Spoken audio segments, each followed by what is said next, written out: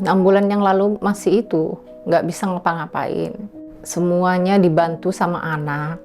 Kalau pernapasan dengan oksigen. Semua jalan juga, jalannya cuma berapa langkah, langsung sesak. Ke toilet juga udah bisa, harus pakai oksigen. Semua. Tidurnya juga harus dibantu. Pakai oksigen, bantalnya juga harus tinggi. Rosmawati came to me in December in desperate need of help because of her underlying pulmonary hypertension.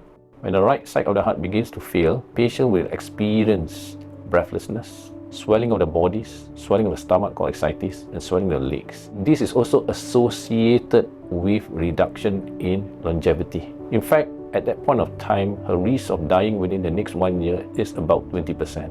Essentially, it's 20 times more than the usual person. As doctors, we know that there are 3 modulation of the pathway that can be done, and all drugs of this pathway has been tried on her for over the years. The treatment that she has received has been exhausted. So a new drug needs to be found. Thankfully, through my search, I found that there's a new medication which has not been used before in this region. At this point of time is where I approached Edgar. So sotatercept was the drug that we feel that it may be useful. This patient's condition was actually quite advanced.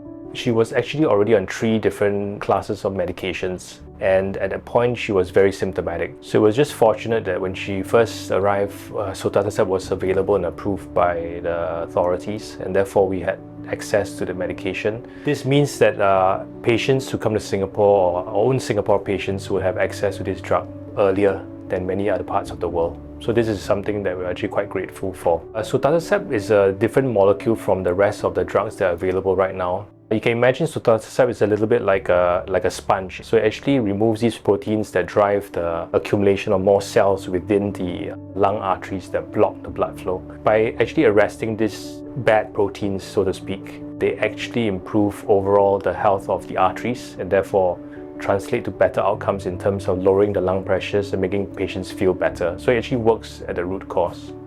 Sudah habis dikasih obat, 6 kali suntikan, udah mendingan. Bisa jalan, bisa beraktivitas.